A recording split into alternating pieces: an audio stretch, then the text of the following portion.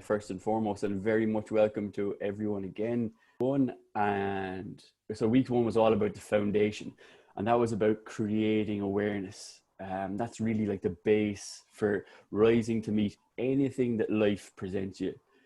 And then I guess we built on that last week by having that foundation. Then we go to this resource toolbox. Those three things around safety, satisfaction, and connection, and being able to draw on them when you need them to manage yourself to rise to meet anything that life presents. And one of the things that we have to manage, I guess, on a daily basis is the inevitability of the challenges that life presents us. And so that's what today's session's about. So delighted to hand over. I haven't introduced you. I think I missed it last week. I don't do that again. Fine. Come on, the emerging force. Like I have to check that it's actually that you're landing imminently. But let's just keep it at emerging just now. So I'm going to hand over to kick us off on dealing with challenges to the emerging force of mindfulness in Ireland, Barry Lee. The floor Thanks is very yours. much. That's lovely. Yeah, welcome everyone. Like John was saying, this third week is about meeting challenges, and we gave a lot of thought to it. Like the first two pieces have to come first. You know, the awareness is the foundation, and then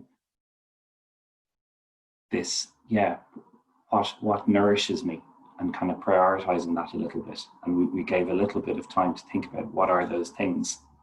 And even remembering one thing from last week was that exhaustion funnel model. So when times are tough, or when it's stressful, or when there's a challenge, a really strong tendency is to start whittling away at the kind of things that nourish us. And it just kind of, life seems to shrink. So that's really helpful for me to remember. And then, when there's a challenge, or when there's the word that we used in the kind of previous walking through the mud sessions was suffering, but that can sound like a really big word. It can be very off-putting for some people. Suffering sounds horrendous, but when it's stressful, when it's difficult, all these, just when life is hard, what's the typical thing that we might do? So it's usually habit and reactivity, and either we'll like do all in our power to avoid the thing that we don't like, or we'll become completely lost in it. We can make mental leaps into the future about what could go wrong. That's something that our minds do very well. And so this is one thing that I found really, really helpful when there is a difficulty, and it's the practice of self-compassion. And we spoke about it in the previous sessions as well, so some of you will be really familiar with it. But if you have a very simple definition, and again, it's using that word suffering, but you could substitute stress, worry, anxiety, all these things that are just part of being human. It's when kindness meets suffering. So that's the definition of compassion. And then there are three key pieces to it. It's a practice. It's something you can train. And the three pieces. The first one is mindfulness. So what we've already looked at in the first week. And when something difficult happens, that real tendency is to either become completely lost in it, or to kind of dissociate from it. It's not here, I don't like it. And mindfulness is just this spacious awareness.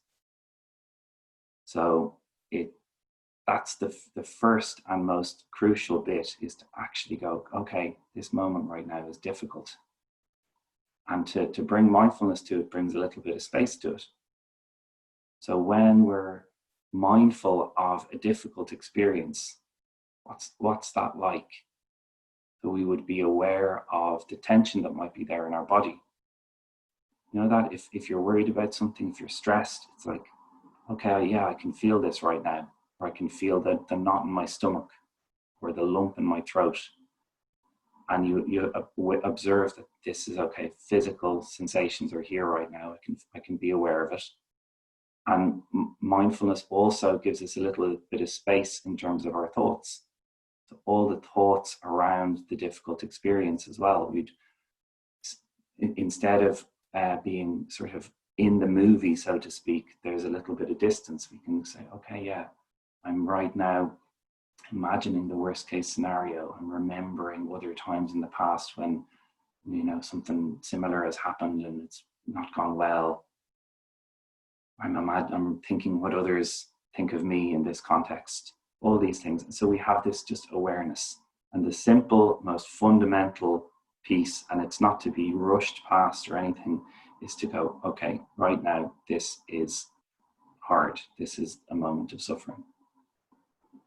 And very seductive to kind of, you know, skip that bit and rush to the other bits, but really like land with that.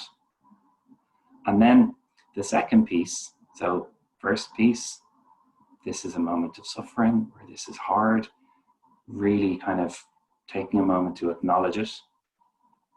And then the second piece is common humanity.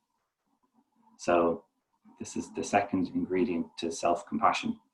And when things are difficult, most of us we tend to feel isolated. You know, it's when you've got something that's really weighing you down, and as we all do all the time, and something we're worried about, we're at the center of the universe almost. We all think that we are that center of the whole universe, and we can have all the thoughts around it, and it's quite isolating. So the common humanity piece is, and it's not phony either. It's not like it's an actual fact. It's a truth that, okay, yeah, this is suffering is part of life. Every single square that you can see here in this meeting, we all know what it is to feel stressed and anxious and worried about all these things, difficult stuff in our lives. We all have our share, and it's recognizing that, okay, it's not just me, and it's not something abnormal. It feels like such a relief for me to recognize that truth. Okay, so, and it's not something like I have to immediately get rid of. It's just normal, part of life. This is stress and anxiety. They're just the waves. And so even that, it takes the phrase I like, it's like there's a magnifying glass on me usually. And then when I recognize that common humanity piece, it's like, oh yeah, it's not just me. And I can breathe a little. So that's the second piece. Moment of suffering, acknowledged. Second piece, the common humanity of difficult experiences. And then the third piece is kindness. And so very common again when, you know, something goes wrong, when you make a mistake, to be, just check time, I'm doing fine. Just to be really harsh with ourselves. That some of you might be familiar with, that inner critic that we all have. And if we're, you know, if a friend goes through this difficult experience, we'll be usually much more supportive, much kinder to our friend. They're feeling stressed. They're worried about something. They've made a mistake. We'll be much more supportive. But when it's ourselves, we are much harsher. So it's the invitation, and this is again something that can be practiced. So it just becomes like very natural. And it's okay. So this is hard, and I recognize it's part of life. What would help right now? What little thing, without being phony? What would help? And it might be even something like coming back to your body. I find it doesn't even need to be words. It could be, okay, right now, we learned in the first week, we have this ability to choose with our attention what we pay attention to. You could notice that you're sitting here. and let the body feel that support that's always there. Like you can feel like a letting go, and even breathing, just enjoying breathing for a few moments. When we're worried, when we're anxious, usually we're not really aware of it, but the breath tends to be quite quick, quite high up in the chest. And we're oblivious to everything else because it's all thinking, and the body is like this coiled spring. And then when we drop into the body, you just notice all these things, and the body can settle, and you can just enjoy breathing. Very simple. Face might relax for a moment. That's a moment of kindness, actually, without you having to say anything. Or then there might also be some words. So when you practice this regularly, you find the words that you really need to hear. You know, something that genuinely lands with you. For me, it's little things I might say is, okay, yeah, I've been here before, and I've gotten through it in the past, and I've learned from it. It's okay. Just with the tone of voice as well, the same way at your best that you would be with a friend. and one other thing is touch too. You know, if your friend has a tough time, it's instinctive to sometimes put your hand on their shoulder. And there's not even words aren't even needed there. It's like, oh yeah, it's all right. And so I would do that for myself as well. In a practice, it would be sense of touch. And it releases oxytocin even. You could try it without being over the top or anything. Just what's it feel like to just, you know, if it's that, or if it's even, you know, you can fold your arms a little, or what's it like to notice that? It's not everyone senses it, but it feels quite supportive. It's a little moment of kindness. So those are the three things. Acknowledging that the moment is difficult, the common humanity. So it's, okay, this is normal and everyone experiences this. And then the third step is how would I treat a friend? Just meeting that difficult experience with kindness in some way. And if I have time, John, for just one moment, to something I'd just like to say as well about this.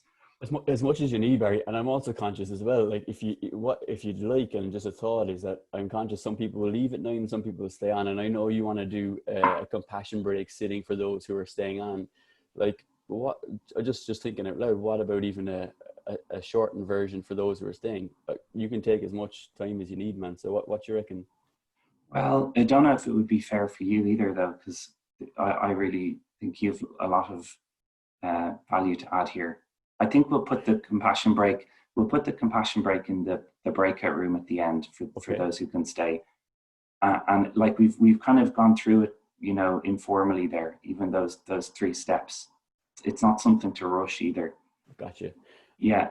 And we'll send it around afterwards for those exactly. who are leaving at 9. And it is absolutely phenomenal. So so please do have a look at the recording if you do have to go. Yeah, you can practice it yourselves. But the one thing I wanted to say, which again, sometimes, and say I might teach this in environments where words like compassion are like, people have it doesn't land so well, you know, and there's people can have misgivings about it. And the biggest number one misgiving around compassion is that it will sort of, you know, make me very apathetic, and that I need this harshness to get things done. And I would relate to that. And all the research shows that it's actually the opposite. When you're really harsh with yourself, it causes a lot of fear. It sort of paralyzes you. And you're far less likely to take a risk. You're far less likely to assimilate, you know, lessons from things that have gone wrong than if you approach it with self-compassion. It's like you could think of it as the difference between, you know, that inner critic where it's like, well, everything could go wrong and it's terrifying, or it's you're not good enough. And compassion is this sort of encouragement. And it's not self-esteem either. It's not, you know, being grandiose at all, but it's just being encouraging. So it's if that is a misgiving you have, it's actually not true. You'll be far more effective if you approach it with self-compassion than criticism. Yeah, I think that's enough for me to say, John. Spot on, Barry. Do you know what's interesting? Like to your point there, I just read an article during the week from the Dalai Lama about compassion, and I couldn't get over how he said that greater levels of compassion leads to greater levels of self-confidence, which is a bit like, you know, I guess your piece that like that actually more compassion actually allows you to believe in yourself more and probably take more, I'm doing it, risks. It feels counterintuitive. Because the say what was emphasized for years was self-esteem, you know, especially in the States, where you're great, you're amazing. And some of us might have had parents like that, where you're built up into something that you're not really. And then when something occurs that, you know, dents that, then it's devastating and you're like, oh God, I'm terrible. Whereas self-compassion is just being a friend to yourself, and then you can kind of flourish. Which is brilliant. Because I'm okay, gosh, I'm just after noticing there's 2 magpies on the roof across the way from me, which is always a good thing. So one thing that I find as well, and this is a massive stereotype, and males and self-compassion, just for a moment, sometimes they can be, I don't know, and again, apologies, I sometimes when you stereotype straight away, you're going to go, Jeannie Mac, you're leaving yourself on a hiding to nothing here. But it's interesting that sometimes I think, say the male population of the world and self-compassion, sometimes, like, you know, it's almost seen like that not being compassionate is like a badge of honor or something like that, which is, you know, brave it out and all this, and which is, again, it's just lovely to hear like evidence, and I believe entirely that actually self-compassion does lead to ability to be confident and to take action that can be regarded as brave. So I just think it's lovely to hear that, to be honest, because I think it just can dispel a myth around it. Yeah, it's not wrapping in cotton wool. You know, it can be really strong as well. It doesn't have to mean you never give yourself, you know, hold yourself accountable or something either. Yeah. So look, that was not good. Acknowledge it. Yeah. But then, you know, it's not to continually beat ourselves after the fact. Totally, man. The phrase hard back and soft chest is something I heard recently, and I think it's probably what compassion can do for us. So it gives us kind of a groundedness, but yet allows our chest to be soft, to allow it to make the right calls. Just one thing I love about how you mentioned, Barry, like, and the self-compassion break I have found phenomenal over the last, 4 or 5 years. And we've always kind of said, like, you know, the reason why we came together is Barry has taught me a huge amount on mindfulness, as other teachers have. And I guess I've been trying to work hard in my work around mindset techniques. And we just felt the combination of those things were just incredibly helpful. One of the stats, like, which is just maybe on a mindset, Barry mentioned about if you would look about how you treat a friend who is experiencing the challenge that you are, that it's quite likely that you'd be very kind, supportive to them in what you'd say. And there's a stat that says, and I would have mentioned this in the last series, that 78% of us find it easier to be compassionate, i.e. kind to others, more so than we do for ourselves, right? So that means there's around 11 of us here. Technically speaking, if we apply that stat, 8 out of the 11 of us here would find it easier to give kindness outward than we would to ourselves. So this is, like, again, like we said last week, this is about practice. Like, that is a stat. So we have to try and counter that stat for ourselves. And the self-compassion break that Barry's going to do is a wonderful technique to get going on that. Um, I said each week I'd offer you a mindset concept and offer one to you to consider around each of the three challenges. So for me, around dealing with challenges, the concept is called trust the process. And really what I mean is because my experience of challenges, everything that we've done from week 1 to week 3 now enables you to deal with challenges in the most effective way. So what do I mean? I believe that the self-compassion break that Barry has walked us through and will do at 9 o'clock is akin to another way of creating great awareness like he did in week 1 for us. So either the self-compassion break or perhaps just like using it like a mindfulness practice, particularly in challenge, the self-compassion break can create that level of awareness of where we are with the challenge we face. And in week 1, the base of this, we talked about creating awareness. So the self-compassion break is what allows you to sit and go, yeah, I am now fully aware of the challenge that I am facing right now. And as we said in week 1, that's our starting point. The other thing that we said in week 1 is about the power of choice. And we said to make good choices, we need to be able to give conscious thought to it. The self-compassion break is allowing us to create awareness that gives us the foundation now to give conscious thought to a question we can now bring in around choice, which is, what do I need? This is a moment of challenge. Through the self-compassion break, I'm fully aware. So I drop in the question, what do I need? So now we're just embracing everything that we've done in week 1. We've created awareness. We've asked the question, what do I need? And because we have this awareness, we can hopefully dispel distraction and autopilot, which we said were the 2 challenges in week 1 we need to try and mitigate. And we sit with the question, what do I need? And we embrace the power of choice. So the process of week 1, we're now living here. And now we step into week 2. We say, what do I need? And we open our toolbox. In this moment of challenge, what in my toolbox do I need? And it can be the anchor. It can be just, you know what, I'm just going to focus on my breath right now. Just focus on steadying myself. It could be connection. It could be, you know, actually I know someone who will have a very good perspective on the challenge that I'm facing.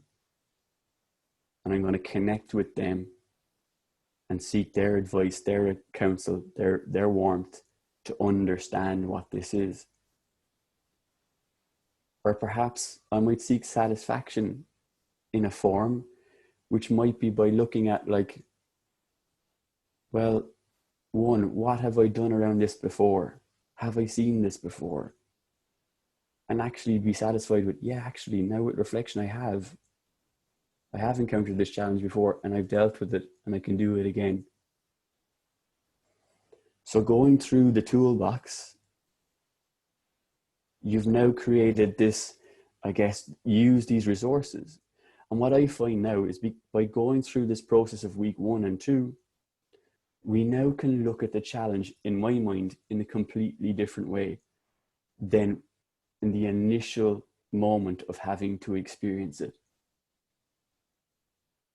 Because we've managed to create awareness, to get comfortable with the experiences. That could be fear, that could be anger, that could be worry. We've created awareness. We've asked ourselves, what do I need? We've gone to the toolbox. And what I find from my personal experience, in this moment now, I feel empowered to make choices around what I want to do in this challenge. And that is the process. And all I can say is, is through trusting in the process, you can give yourself the chance to create the best possible action around the challenge. This is not about trying to eliminate, pretend that the challenge doesn't exist, i.e. flight. It's not about trying to blindly go at it, i.e. fight.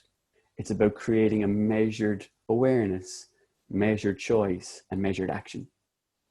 And that's what I have found that process can do.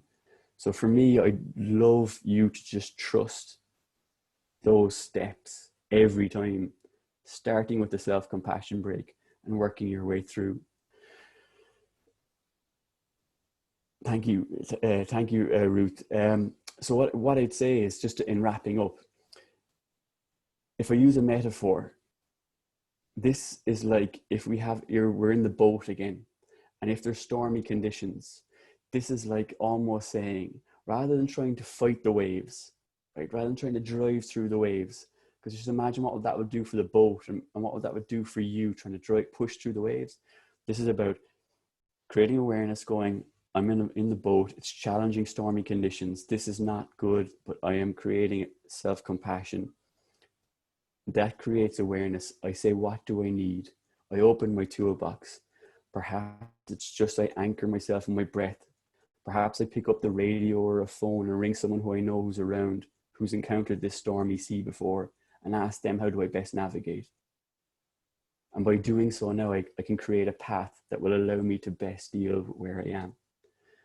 That for me is the power of the process. The last thing before we close off that I want to say is, the self-compassion break is a formal practice, which is fantastic. I've used it around 5 times this week. Sometimes it can be around thinking about a simple symbol that can embody the self-compassion break if you don't have 5 or 6 minutes or whatever the duration of the practice is. Here in my hand is a little stone. It's on my desk every day. I would say I would either look or pick it up, this stone, possibly 10 to 20 times in a day. And in that moment is a self-compassion break. In a microsecond, 3 seconds, I have what you can get from the practice from Barry. And over time, you can graduate and start moving that in. So please take the time for you who are leaving to try and experiment with Barry's self-compassion break. Please use and trust the process during the week when you face any challenge that you have. And perhaps think of what symbol might be helpful for you as a reminder. For those who are leaving us at 9, thank you so much for joining. The very best of luck in terms of just the practice. Have a great weekend, and we'll see you next week. And for those who can stay, really looking forward to taking you through Barry's self-compassion break, and we can have a bit of a discussion after. Thanks, John. I think that's a great question. What do I really need? And you could boil everything down to that, you know, and you won't know what you need unless you know how you feel. And you won't know how you feel unless you pause and connect. So it's just really simple stuff. What I found, I don't know about you, Barry, but with the self-compassion break, I feel it kind of diffuses the emotion, and it diffuses the speed of thought that's going in the mind and in the body because of what the challenges face. And then it just replaces it with just huge awareness of the fact. Yeah. One thing we were talking about, you and I, before when we were planning for this, just to say it too, is to be careful that you don't use this as just a tool. You know, there's like a lovely sentence. I give myself compassion not to feel better, but because I feel bad.